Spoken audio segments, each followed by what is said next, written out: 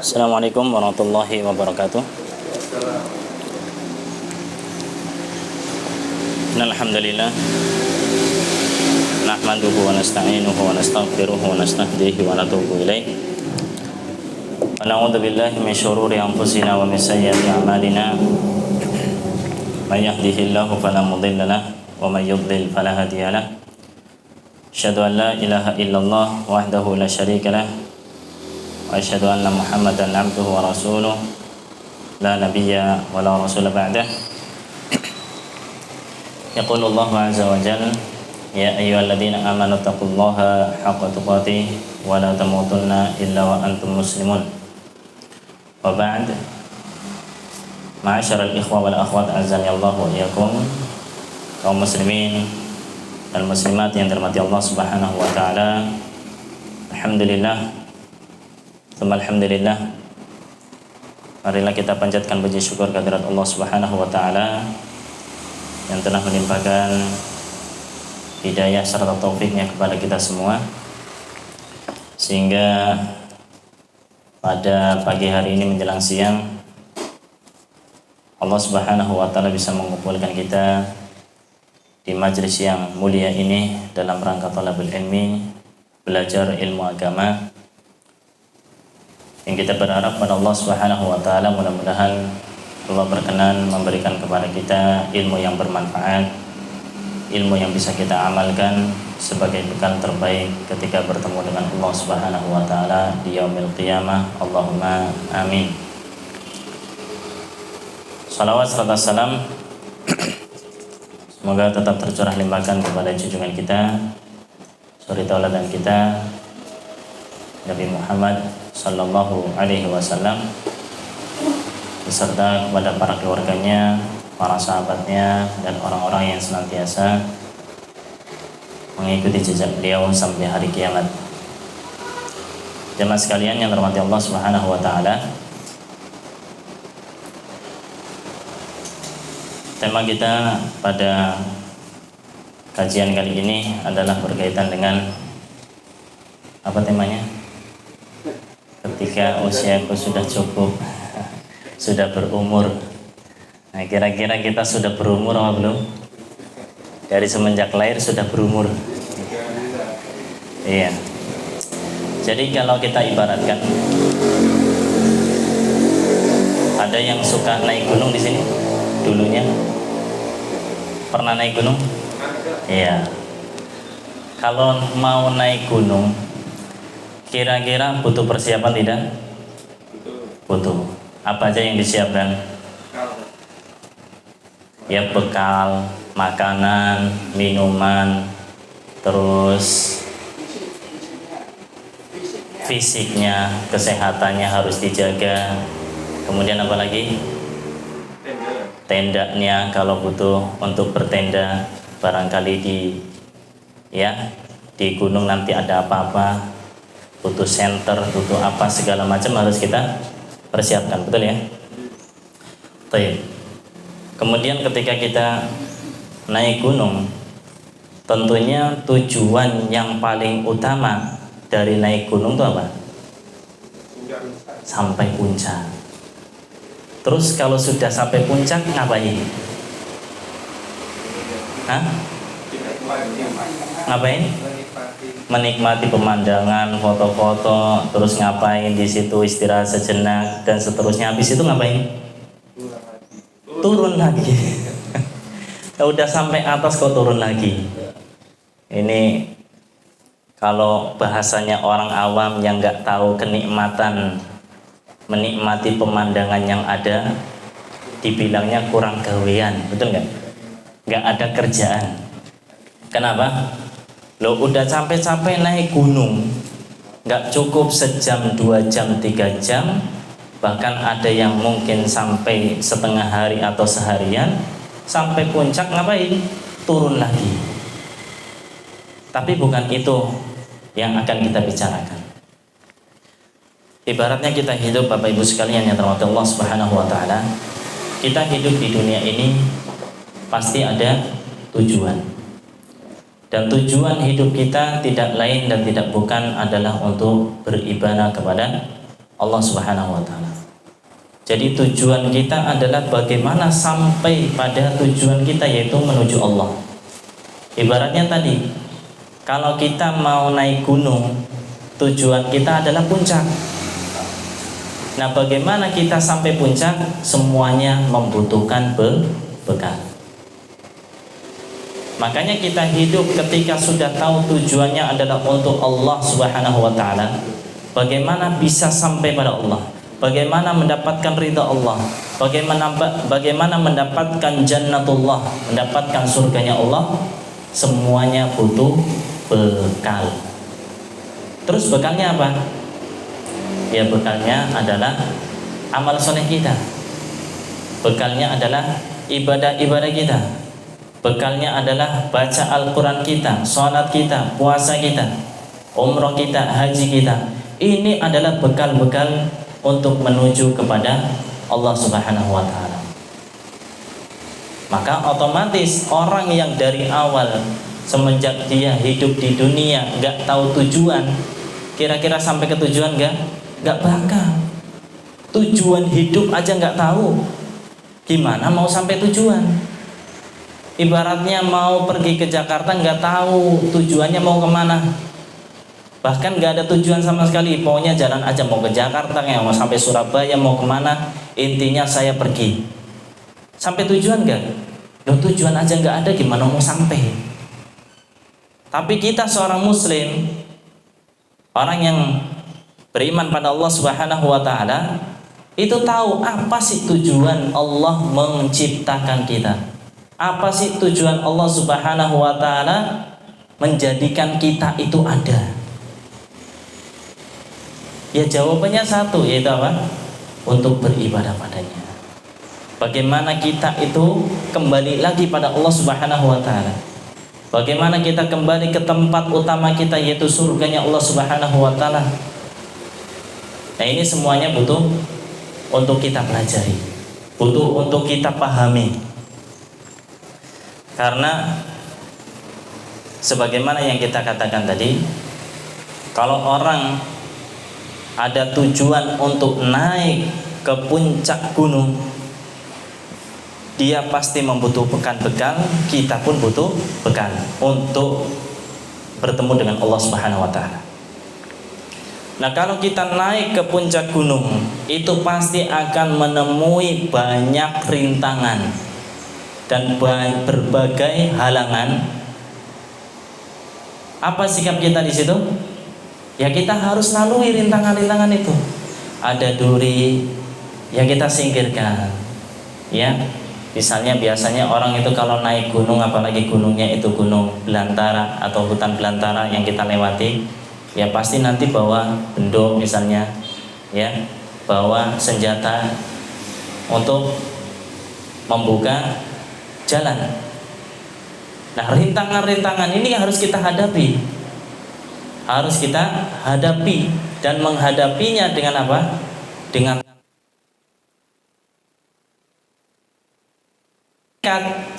untuk sampai pada tujuan, yaitu puncak gunung. Yang ini dalam artian kita pengen menuju pada Allah, gak ada tekad yang kuat, sampai gak? Kira-kira gak bakal sampai, balik lagi. Ngapain capek-capek naik gunung, ini banyak durinya, banyak hewan buasnya, belum nanti ketemu begal, belum ini, belum itu. Lah, mending pulang, balik lagi, turun. Tapi kalau dia punya tekad yang kuat, Bapak Ibu sekalian yang dirahmati Allah Subhanahu wa taala, dia akan menghadapi segala rintangan yang ada. Semua halangan akan dia hadapi, akan dicarikan solusinya. Bagaimana cara menambah keimanannya, bagaimana menjaga keteguhan hati dalam memeluk agama Allah biar sampai kepada Allah Subhanahu wa taala. Nanti berarti kalau naik gunung ketemu duri, ya disingkirkan.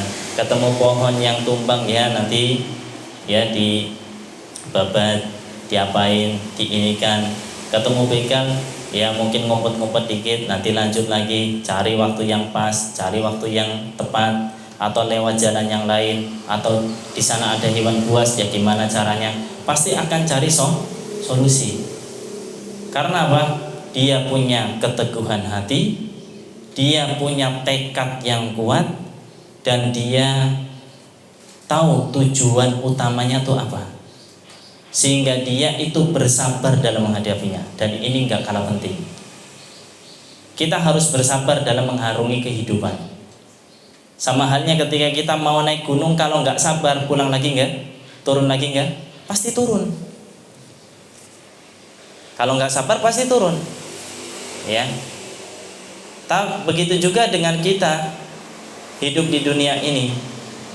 Tujuan kita adalah Allah Subhanahu wa taala. Selama hidup ini kita harus sabar menghadapi rintangan-rintangan yang ada, godaan, gangguan, semuanya harus kita sabari. Ibaratnya kalau di pasar itu dijual, ya, orang-orang jual sabar, diborong itu sabar. Karena memang di kehidupan ini butuh kesabaran. Ibadah ya butuh sabar, menjauh dari kemaksiatan juga butuh sabar. Begitu juga ketika menghadapi musibah-musibah yang ada juga butuh sabar. Tanpa kesabaran nggak bisa. Pasti kita akan futur, pasti kita akan berbalik, kita putus asa. Akhirnya kita nggak sampai pada tujuan yang kita tujukan dari awal. Ma'asyiral muslimin, a'azzani Allah wa iyyakum. Nah, para ulama mereka mengibaratkan puncaknya manusia, atau manusia akan sampai pada titik puncaknya itu kira-kira pada usia berapa? Dia itu artinya seseorang itu ibaratnya orang yang naik gunung. Ini tadi kan bicara tentang tujuan. Orang kalau sudah naik gunung sudah puas, kan nanti turun lagi. Begitu juga dengan umurnya manusia, usianya kita. Dalam kehidupan kita pasti akan sampai pada puncaknya, kemudian akan turun lagi. Akan semangat sekali dalam menghidupi, dalam mengarungi kehidupan, kemudian akan turun lagi. Dan ini dikatakan oleh sebagian para ulama dari apa yang Allah Subhanahu wa taala firmankan, awalam nu'ammirkum ma yatadzakkaru fihi man tadzakkar wa ja'akumun nadir. Awalam nu'ammirkum, bukankah kami telah memberikan umur yang cukup untuk kalian? Allah Subhanahu wa taala telah memberikan kita modal, yaitu umur kita. Nah, kalau kita sudah punya modal umur, terus dipakai untuk apa ini umur? Dipakai untuk apa ini usia yang diberikan oleh Allah Subhanahu wa taala dalam kehidupan ini? Makanya Allah mengatakan awalam nu'ammirkum ma yatadzakkaru fihi man tadzakkar. Bukankah kami telah memberikan umur kepada kalian, yang dimana umur itu digunakan untuk apa? Untuk mengingat Allah Subhanahu wa taala, untuk mengetahui tujuan hidup kita di dunia itu untuk apa. Maksud Allah Subhanahu wa taala menciptakan kita itu apa? Wa ja'akumun nadir, dan bukankah telah juga datang kepada kalian, dan telah datang kepada kalian nadir, yaitu pemberi peringatan. Kata para ulama, awalam nu'ammirkum, bukankah Allah telah memberikan umur yang cukup untuk kita? Sebagian itu mengatakan umur 60 tahun. Jadi kalau sudah sampai umur 60 tahun, terus dalam mengarungi kehidupan untuk menuju tujuan masih belak-belok, gak istiqomah, masih menoleh kanan kiri, ini berarti bermasalah. Kalau sudah sampai 60 tahun. Dan ini nanti ada di hadits Imam Bukhari yang dibawakan oleh Imam Nawawi dalam Riyadhus Shalihin, ya, terkait dengan umur 60 tahun. Sebagian yang lain mengatakan arba'una sanah, 40 tahun. Kalau orang sudah sampai 40 tahun terus kok nggak ngambil ibroh, nggak ngambil pelajaran dari kehidupan sebelumnya di umur-umur sebelum 40 tahun, ini berarti bermasalah nih orang.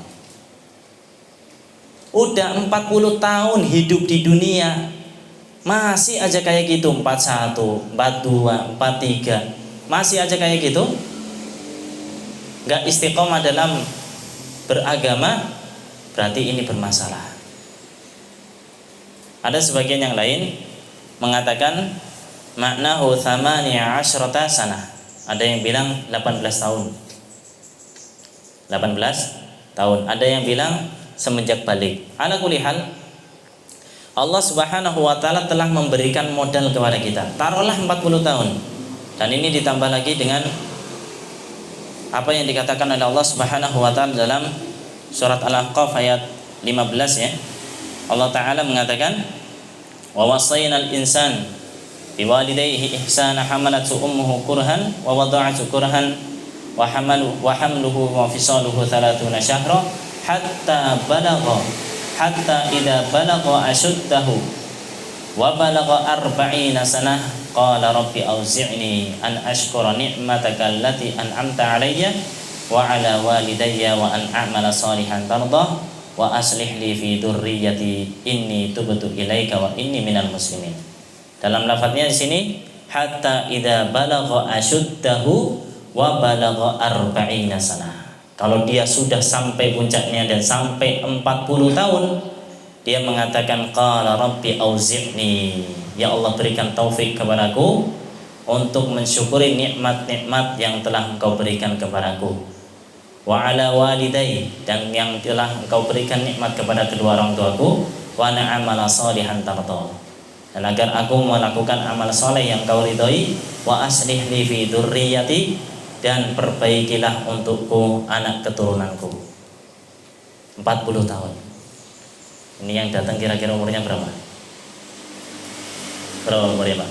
Di atas 18. Di atas 18 dan di atas balik. Berarti masuk semua ini umur yang kita sebutkan. Masya Allah.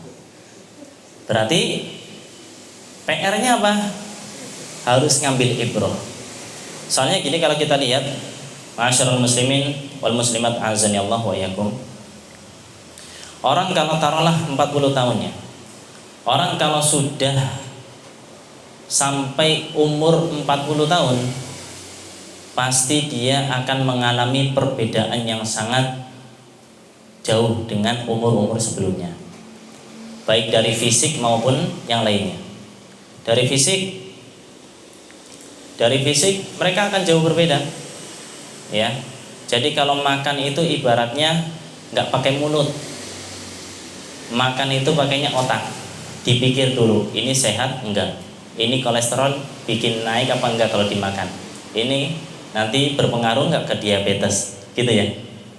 Apalagi yang sudah 60, udah 70, pasti lebih mikir-mikir lagi. Itu dari sisi fisik, kesehatan pun udah berbeda, ya, pandangannya, kemudian telinganya, pendengarannya pun jauh berbeda, fisiknya pun lebih lemah dibandingkan yang umur sebelumnya. Maka kalau diibaratkan, ibaratnya kita itu kayak orang naik gunung, puncaknya adalah di 40 tahun. Nah, nanti kita bakal turun. Turunnya itu akan sampai pada tempatnya, tempat asal kita atau enggak? Apa jangan-jangan kita itu kesasar? Nah, di sini nih, kalau sudah sampai 40 tahun, ya, kemudian kita itu tidak mengambil pelajaran dari apa yang dilakukan dari semenjak ibaratnya dia balik sampai 40 tahun, apa saja yang sudah dilakukan dan apa yang belum tercapai. Dan biasanya nih sudah 40 tahun itu udah puas ya, udah stagnan, dia itu udah stabil, ya kehidupannya udah stabil, pengen anak udah punya anak, pengen bisnis udah lancar, pengen ini udah, keinginannya udah banyak yang tercapai. Sehingga kalau dia itu masih tergoyahkan, belum stabil, masih labil di umur 40 tahun, ini bahaya. Ibaratnya tadi kita naik setahun, 2 tahun, 3 tahun, balik ya sampai 40 tahun, kemudian mau turun lagi. Nah, turunnya ini sampai ke tempat asal atau tidak? Ini ditentukan setelahnya. Makanya kita harus banyak mikir. Kita harus banyak mengambil pelajaran dari kehidupan sebelumnya. Apalagi umurnya di atas itu. Ditambah lagi kata Allah Subhanahu wa taala, wa ja'akumun nadir, dan telah datang kepadamu pemberi peringatan. Para ulama mengatakan an-nadir yakni an-nabi. Sebagian yang lain yang mengatakan an-nadir yakni asy-syaib. Yang dimaksud dengan nadir, sebagian mengatakan dia itu nabi, sebagian mengatakan bahwa itu adalah uban. Jadi kalau sudah datang ubannya, ini siap-siap. Ya, berarti sudah dekat dengan kematian. Meskipun tidak menutup kemungkinan orang yang masih muda dekat juga dengan kematian. Tapi kalau kita lihat kebanyakan orang, ya rata-rata yang meninggal, yang dekat dengan kematian, ibaratnya kata orang itu udah bau tanah gitu ya. Itu ya yang sudah sepuh, sudah tua. Kalau sudah ada ubannya, ini udah tua nih. Harusnya udah mikir tentang urusan akhiratnya. Harusnya udah mikir memperbaiki ibadahnya. Harusnya udah lebih paham terkait bagaimana sholat yang benar. Jangan sholatnya gitu-gitu terus. Dari dulu ya sholatnya gitu-gitu aja, nggak ada peningkatan sama sekali. Ya, hanya sekedar rutinitas tok. Waktunya zuhur ya zuhur, asar ya asar, ikut orang. Waktunya maghrib ya maghrib, isya subuh. Nggak ada khusyuk di dalamnya, khusyuk dalam sholatnya. Begitu juga dengan wudunya. Wudu harus lebih baik daripada wudu yang sebelumnya. Ya biasanya dulu wudu yang penting basah kena air, itu anggota wudunya. Ya enggak memperhatikan apakah itu sesuai dengan apa yang telah diajarkan, atau barangkali ada hal-hal yang terlewatkan dalam wudunya. Harusnya lebih belajar lagi. Jangan malah merasa puas hanya sampai situ saja. Kalau sudah 40, udah perbaiki semua hal. Sholatnya perbaiki, pelajari lagi terkait sholat, bagaimana menjaga sholatnya, apa saja ya syarat-syarat sahnya sholat, rukun-rukunnya, kewajibannya, sunnah-sunnahnya apa, pelajari biar lebih maksimal. Wudunya gimana sih, wudu yang sesuai sunnah Nabi Shallallahu Alaihi Wasallam, bagaimana wudu yang baik, ya, bagaimana wudu yang benar. Pernah ada orang yang sudah tua, ya, sedang berwudu, dan di sampingnya itu ada Hasan dan Husain, yaitu cucunya Nabi Shallallahu Alaihi Wasallam. Melihat udah tua tapi wudunya salah, gak benar.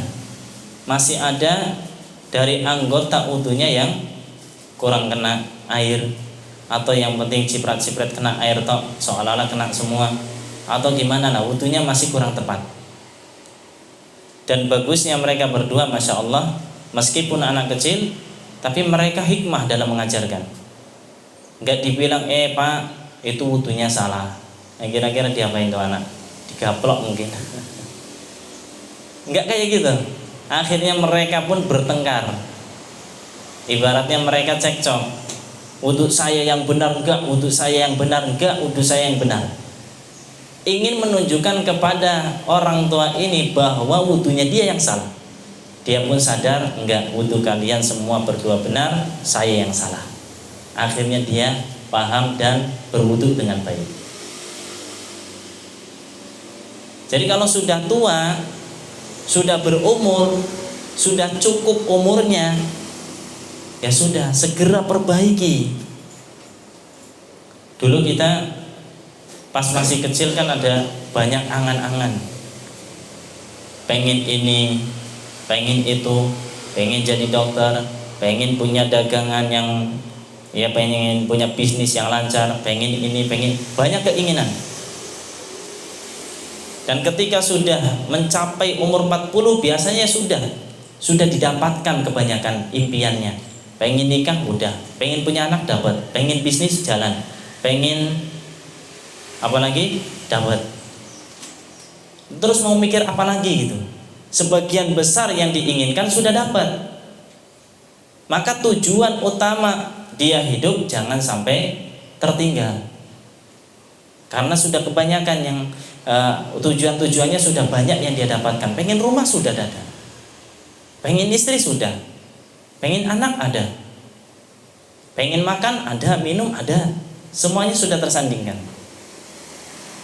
Nah, maka fokuskan diri ini untuk memperbaiki dirinya dalam urusan ibadahnya. Gimana sholatnya tadi, wudunya bagaimana, pengen baca Al-Quran, nah Al-Qurannya perbaiki. Masa sampai 40, 50, 60 tahun baca Al-Quran gak lancar-lancar, mau sampai kapan? Masa umur udah 60, 70 tahun belum seumur hidup pun hatam Al-Quran, sayang banget toh. Terus ngapain aja selama ini? Padahal kalau kita mencoba diri untuk merutinkan, ibaratnya satu halaman sehari itu 1 tahun selesai. Kalau mau 1 halaman sehari, dalam Al-Quran ada 600 sekian halaman, selesai itu. Kita 1 tahun berapa hari? 365, berarti butuh 2 tahun lah taruhlah. Atau kalau 2 halaman berarti butuh 1 tahun, selesai. Cuma 600 halaman. Ya. Kalau dia pengen lebih cepat, ya tinggal dibagi aja. Tapi ada targetnya, continue. Kalau enggak ya enggak selesai-selesai. Masa umurnya sudah masuk, udah ibaratnya udah cukup umur tapi enggak selesai bacaan Al-Qur'annya, ini juga belum selesai, sholatnya masih gitu-gitu aja, enggak ada perbaikan diri, ini sangat disayangkan. Begitu juga dengan hal-hal yang lain, apa yang diwajibkan oleh Allah Subhanahu wa taala kepada kita. Ya, dari syahadat, apa sih syahadat? Masa dari dulu kita cuma tahunya syahadat itu la ilaha illallah. Enggak paham apa itu syarat-syarat syahadat. La ilaha illallah itu ada syaratnya, ada rukunnya, ada hal-hal yang membatalkannya. Nah, itu dipelajari. Karena semua itu akan berdampak pada keimanan kita pada Allah Subhanahu wa taala, akan memperkuat keimanan kita pada Allah Subhanahu wa taala. Ma'asyiral muslimin, azani Allah wa iyyakum. Ala kulli hal, yang penting di sini Allah Subhanahu wa taala ketika mengatakan awalam nu'ammirkum ma yatadakkaru fihi man tadakkar wa ja'akumun nadir, ini adalah bentuk taubih, bentuk celaan ya kepada orang-orang yang mereka sudah diberikan umur tapi enggak mau mengingat Allah. Sudah diberikan umur yang cukup tapi dia masih melalaikan ibadahnya. Sudah diberikan umur yang cukup tapi dia masih tidak bisa mengambil pelajaran dari kehidupan sebelumnya. Jadi kita harus lebih mikir lagi. Apalagi sudah datang kepada kita nadir, baik itu syaib, uban, ataupun nabi sudah datang kepada kita. Peringatan-peringatan dari Nabi SAW sudah sampai kepada kita. Orang yang bermaksiat dakhalan nar, masuk neraka. Orang yang mentauhidkan Allah, orang yang taat pada Allah, masuk ke surga. Sudah sampai kepada kita. Nah, tinggal kita cari nih jalan menuju surga apa saja. Apa saja yang bisa mendekatkan kita pada surganya Allah Subhanahu wa taala. Hal-hal apa saja yang bisa menjadi wasilah untuk masuk ke dalam surganya Allah Subhanahu wa taala. Apa saja yang bisa menjadikan kecintaan kita pada Allah lebih dalam lagi, bukan hanya sekedar lisan saja cinta, tapi kelakuannya jauh dari apa yang seharusnya. Lisannya mengatakan saya cinta Allah dan Rasulnya, tapi perilakunya, apa yang dia lakukan jauh dari apa yang dia katakan. Pelajari. Ya, syahadatu anna Muhammadar Rasulullah, bersaksi bahwa Muhammad adalah utusan Allah. Ini juga ada hal-hal yang terkait dengan di situ, dengan apa yang kita saksikan. Dipelajari, apa sih maksudnya? Kita harus menggali lebih dalam lagi. Dan ini lebih ditekankan kepada orang-orang yang sudah cukup umurnya, sudah diberikan umur yang cukup oleh Allah Subhanahu wa taala. Kalau kita dulu masih anak SD, apalagi TK, usia SMP mungkin, ya yang belum balik, kita dulu paling main-main aja. Ya wajar lah anak-anak gitu. Anak-anak main-main, berantak-berantakin, ngapain, ya wajar umur segitu. Tapi kalau sudah berumur, kelakuannya masih kayak gitu, nah ini berbahaya. Ya, kalau sudah cukup umurnya kemudian kelakuannya kayak anak kecil, kalau orang luar bilangnya apa? Puber kedua. Ya, puber kedua. Nah, ini nggak pas. Harusnya kita di masa-masa ini lebih dekat lagi dengan Allah, lebih dikencengin lagi ibadahnya kepada Allah Subhanahu wa taala, lebih didekatkan lagi dengan ilmu, pelajari lagi terkait dengan agama Islam. Jangan hanya mencukupkan diri dengan apa yang ada, karena Islam itu sangat luas sekali. Ilmu-ilmu di dalamnya sangat ya bikin kita mungkin gak cukup umur itu untuk mempelajarinya. Barusan saya mendengar apa yang disampaikan Syekh Ibrahim Ar-Ruhaili hafizahullah taala, ulama dari Madinah. Beliau membagi terkait masalah ibadah itu sampai 17 bagian. Dilihat dari sisi-sisi yang berbeda. Masya Allah, ini baru pertama kali saya dengar. Artinya kalau orang-orang yang seperti beliau dan yang semisalnya, mereka memang sangat fokus dengan ilmu. Yang kayak gini kan kita nggak dapat. Sampai pembagian misalnya ibadah itu ada yang munqati, ada yang daim. Ibadah itu terbagi menjadi dua, ya. Ibadah yang disyariatkan Allah itu ada yang munqati'ah, ada yang daimah. Ada yang terhenti, terputus, ada yang daimah, terus menerus. Misalnya kalau kita kayak sholat, ini sudah orang meninggal, ya selesai sholatnya, gak ada sholat badal. Yang badalin sholatnya orang yang meninggal, gak ada, karena memang sudah munqati'ah ibadahnya itu. Ada juga yang daimah, ya, mustamirrah, atau bisa dibadalkan, atau dia itu ibaratnya pahalanya masih berlanjut. Itu seperti sedekah. Orang sedekah, ya, amal jariyah, sedekah jariyah, ini kan amalannya berlanjut, pahalanya akan tetap dia dapatkan meskipun dia sudah meninggal. Tapi kalau sholat sudah selesai, ya sudah. Ini ibadah yang munqati'ah. Dan taksimat-taksimat yang lain yang beliau sebutkan ini banyak sekali. Ala kulli hal, kita pengen melihat dari apa yang beliau lakukan. Ternyata di antara ulama kita atau ulama-ulama kita, mereka sangat fokus dengan ilmu. Nah, kita gali nih, kita ambil faedah, kita ambil ilmunya. Kan sayang mereka itu nulis, mereka itu menyampaikan ilmu, kemudian kita nggak meresapi atau mengambil dari ilmu-ilmu yang mereka sampaikan. Nah, kemudian kita hanya mencukupkan diri dengan apa yang kita miliki. Kemudian berdalih, oh nggak ada yang datang ke kita ngasih nasihatnya. Nah, ini salah kita sebenarnya. Karena kita punya pilihan, yang untuk mendengarkan atau tidak, untuk menerima atau menolak. Kita punya pilihannya diberikan oleh Allah Subhanahu wa taala. Ma'asyiral muslimin, azani Allah wa iyyakum. Di antara hadis yang disampaikan Nabi sallallahu alaihi wasallam terkait dengan ayat tadi yang kita bacakan, apa yang diriwayatkan oleh Imam Bukhari di dalam sahihnya dari sahabat Abu Hurairah radhiyallahu taala anhu, dari Nabi sallallahu alaihi wasallam, beliau mengatakan, a'darallahu ila mri'in akhara ajalahu hatta balagha 60 sanah.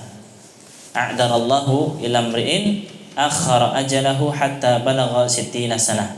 Qala ulama ma'nahu lam yatruk lahu udran id amhalahu hadhihi al-muddah yuqalu a'dara rajulu idza balagha al-ghayata fil udri.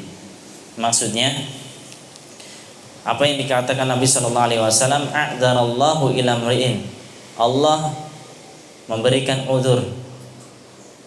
Allah memberikan udzur kepada seseorang yang akhara ajalahu hatta balagha 60 sanah, yang diakhirkan ajalnya sampai umurnya mencapai 60 tahun. Kalau sudah 60 tahun masih kayak gitu, ini enggak ada udzur. Ini salah satu pendapat yang kita sampaikan tadi.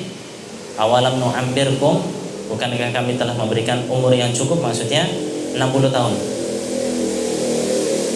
Terlebih lagi hadis Nabi sallallahu alaihi wasallam, beliau mengatakan a'maru ummati ma baina sittina ila sab'in.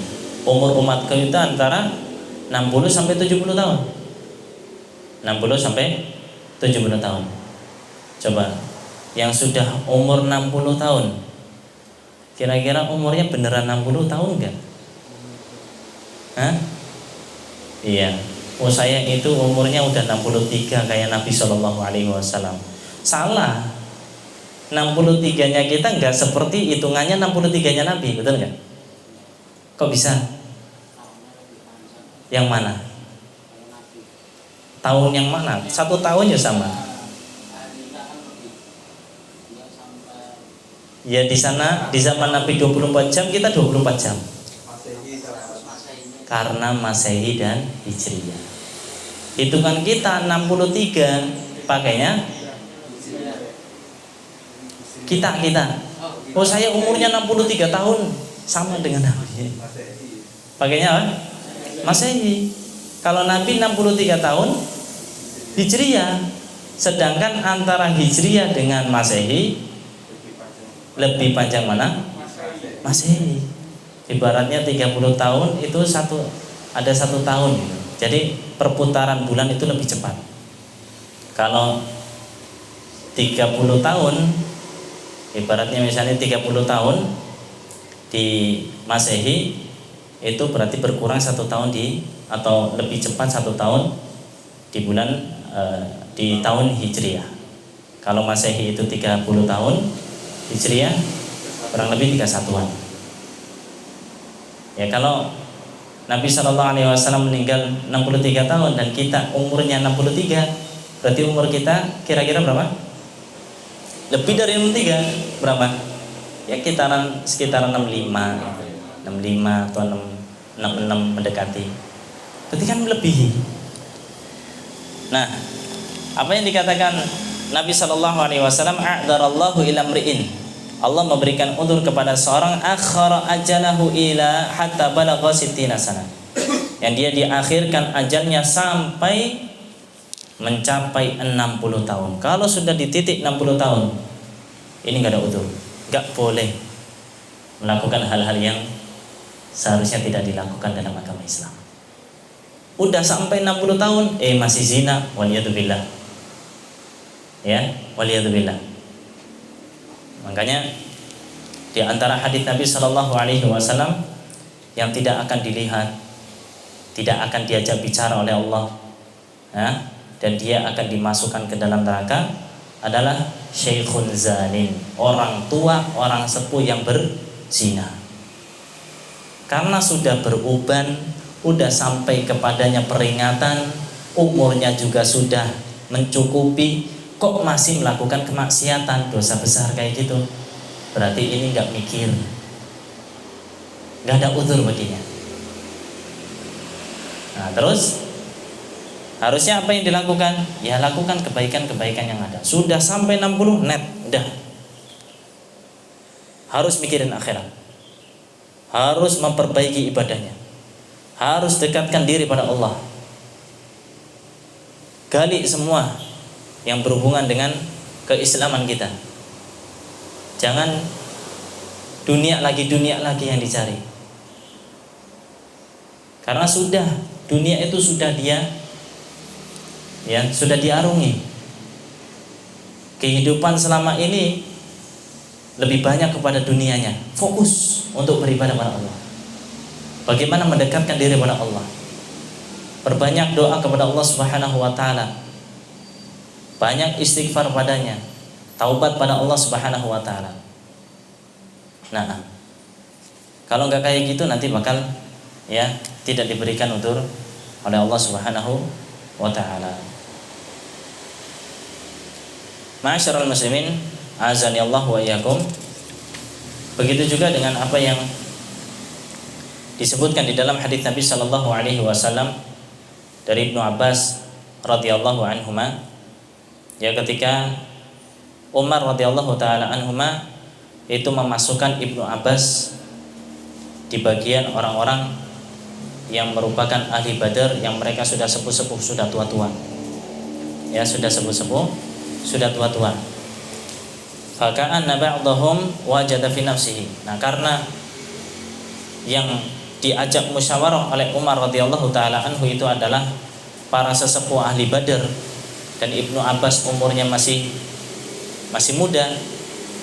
Mereka mendapati kok Ibnu Abbas kok dimasukin ke sini. Ini istilahnya masih bocah lah. Masih ingusan kok ikut bareng dengan kita, majelis bareng dengan kita. Kan perasaannya gitu. Maka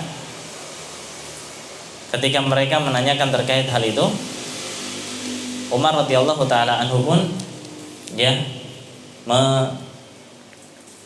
memberikan ujian kepada mereka ibaratnya. Terkait dengan apa yang dikatakan oleh Allah Subhanahu wa taala, "Idza jaa nasrullahi wal fath wa ra'aitan nasa yadkhuluna fi dinillahi afwaja fasabbih bihamdi rabbika wastaghfir." Nah, ini perintah yang terakhir, fasabbih bihamdi rabbika wastaghfir, itu yang akan kita tekankan. Tapi kisahnya itu terkait dengan Ibnu Abbas radhiyallahu taala anhuma ketika beliau dimasukkan oleh Umar kepada ahli Badar, yang mereka itu rata-rata para sesepuh, sudah tua-tua. Ibnu Abbas ikut. Maka ditanya oleh Umar radhiyallahu taala anhu, orang-orang ahli Badar, apa yang kalian katakan pada ayat Allah, idza jaa nasrullahi wal fath wa ra'aitan nasa yadkhuluna fi dinillahi afwaja fasabbih bihamdi rabbika wastaghfir. Kata mereka, innahu kana tawwaba. Kata mereka, kalau sudah, kan zahir ayatnya, kalau sudah pembukaan Mekah sudah sudah dibersihkan dari segala kesyirikan dan jenisnya, dan ahli syirik juga, artinya sudah mendapatkan kemenangan. Orang-orang sudah masuk ke dalam Islam secara berbondong-bondong.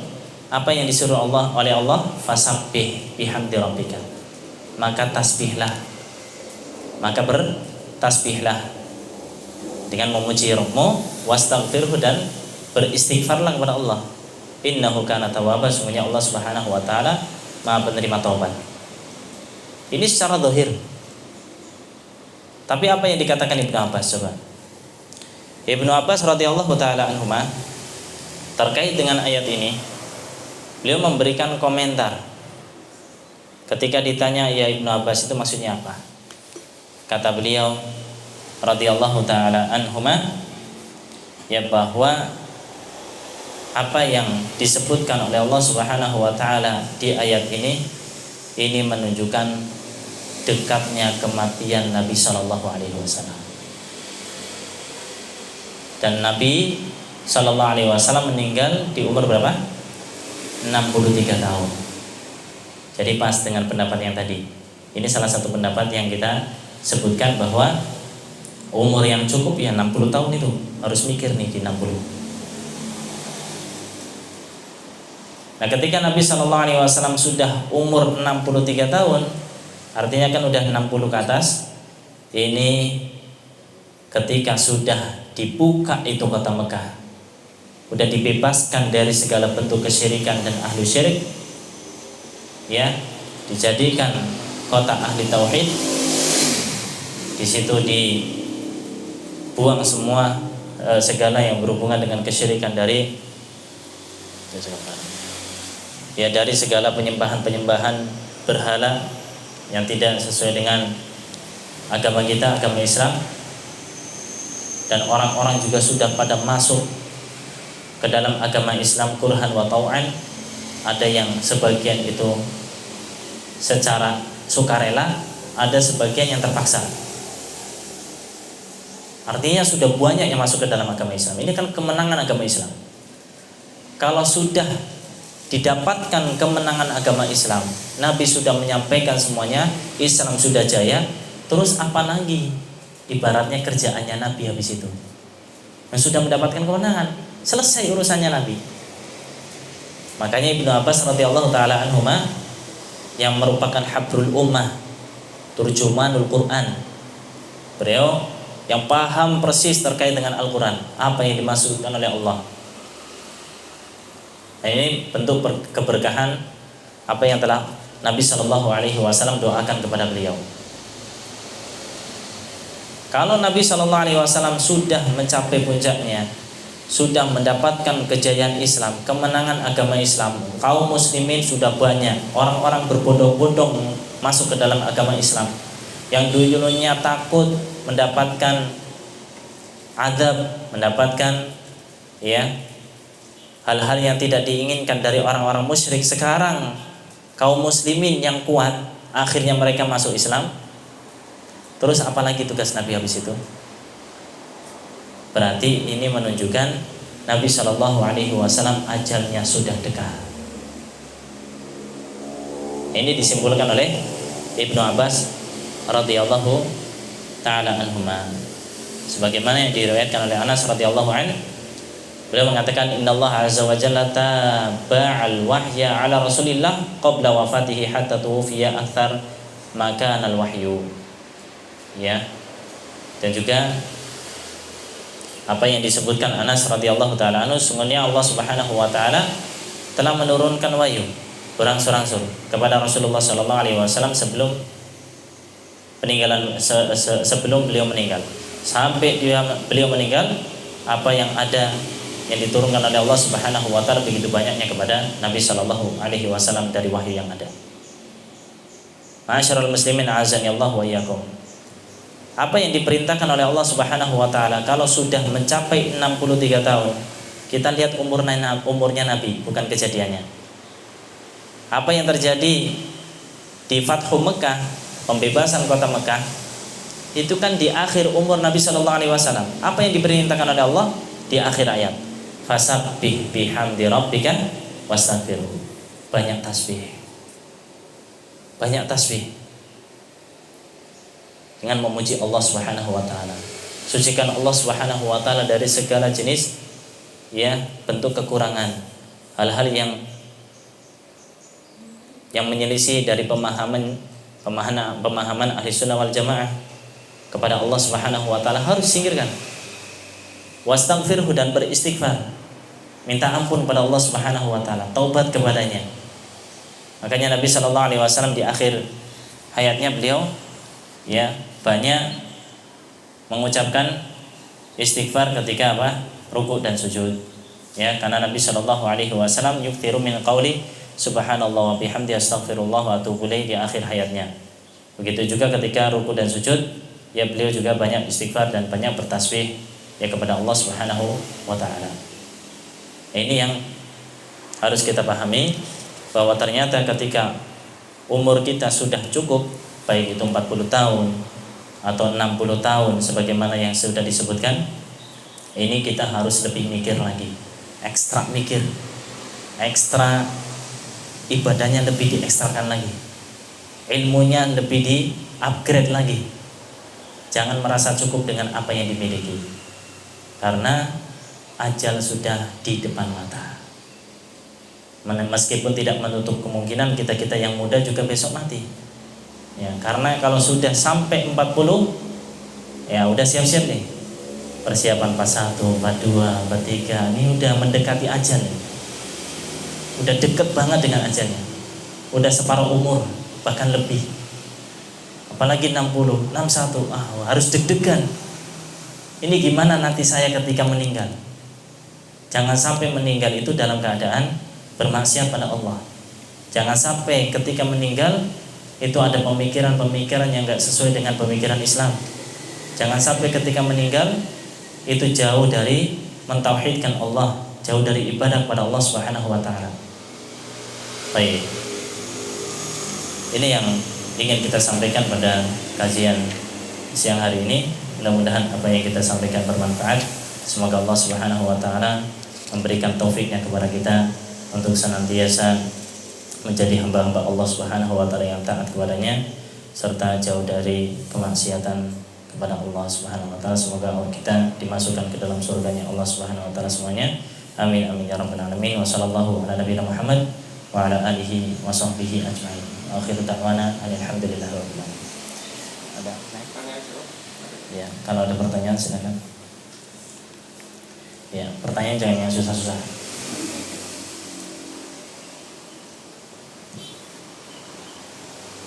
Ada? Dari ibu-ibu ada?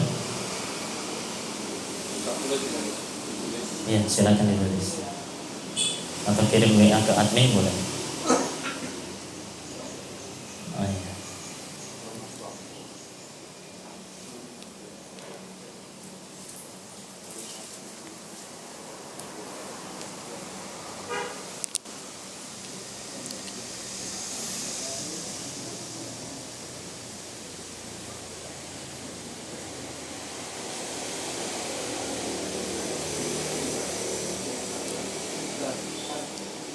Iya.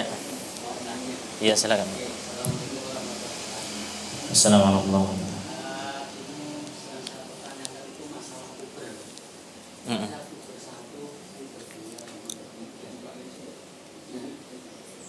Kalau puber 1 dan puber 2 itu perbedaannya bagaimana?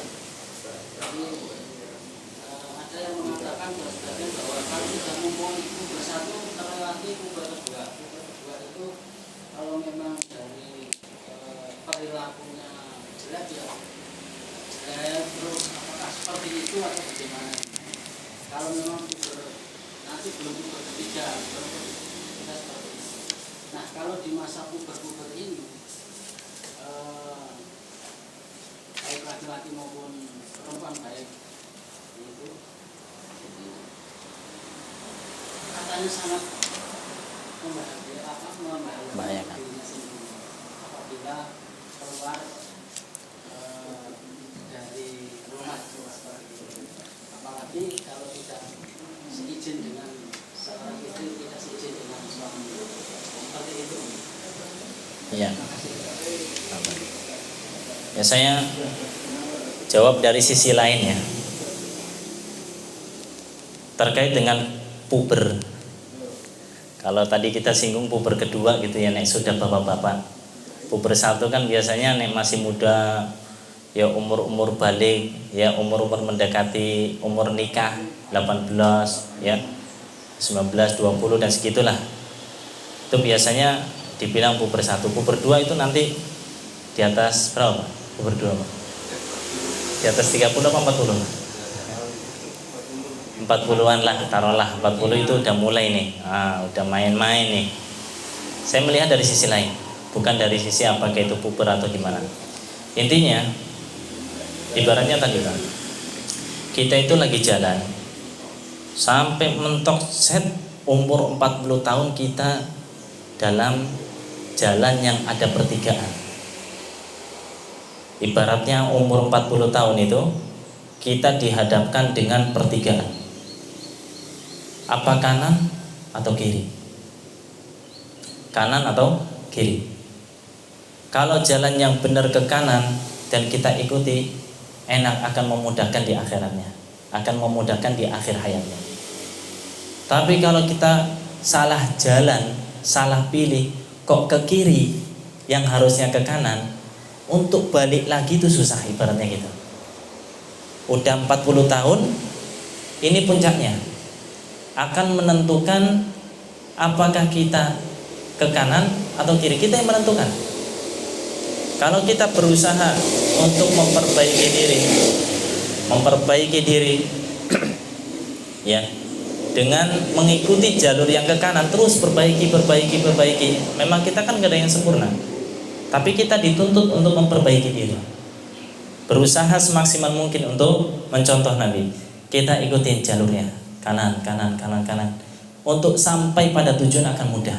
Tapi kalau kita udah salah jalur ketika sampai 40 tahun di puber kedua ibaratnya, terus ke kiri, kan harus balik lagi. Itu kan susah, lebih sulit ketimbang dengan orang yang sudah sejalur, udah tahu tujuannya, bagaimana caranya. Nah, ini semuanya butuh belajar. Dan itu kembali kepada diri sendiri. Apakah dia mau mengupgrade ilmunya, memperbaiki ibadahnya, mau memperbaiki dirinya atau tidak. Kalau enggak, ya berarti dia ngambil jalur kiri. Dan untuk merubahnya lagi lebih sulit. Apalagi sudah 50, udah dekat ajal. Ibaratnya orang, ada hadis Nabi sallallahu alaihi wasallam, man asya ala syai' mata alaih. Man asya ala syai' mata alaih. Barang siapa yang hidup dengan kebiasaan tertentu, kurang lebih matinya kayak gitu. Nah, puncaknya di 40 lah kira-kira. 41 udah siap-siap nih. Tinggal kita memperbaiki kebiasaan. Kalau kebiasaan kita baik, kurang lebih matinya kayak gitu. Ini kebanyakan kaidah umum ya. Kaidah secara umum ya kayak gitu.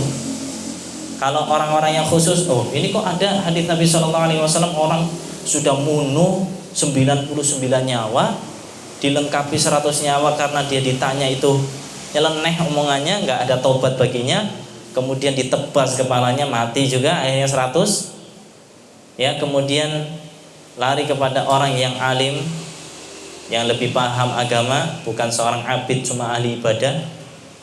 Akhirnya tanya, ya kamu punya tobat, bisa bertobat, pergi dari desa ini menuju ke desa sana.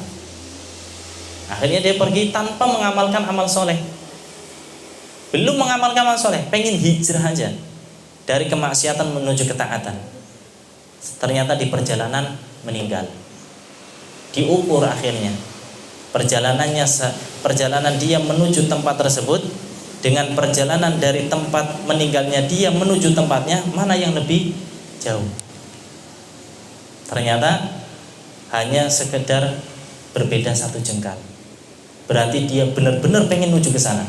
Ibaratnya ini pertengahannya menuju ke desa B, dari desa A dia udah 1 jengkal menuju desa B, udah melewati pertengahan, akhirnya dia masukkan ke dalam surga. Ini kan sedikit, sangat sedikit yang kayak gini. Modelnya rata-rata orang yang dia itu melakukan keburukan, kurang lebih matinya dalam keburukan. Yang melakukan kebaikan, menjaga kebaikan ya selama hidupnya, apalagi nek sudah sampai puncaknya tadi di 40 tahun dan dia memperbaiki diri, biidznillah kematiannya enggak jauh dari kebiasaannya tadi. Wallahu a'lam. Ya, adapun terkait dengan bagaimana sifatnya ini dan seterusnya, itu kembali kepada diri masing-masing. Ya, saya yang kurang paham masalah itu. Nah,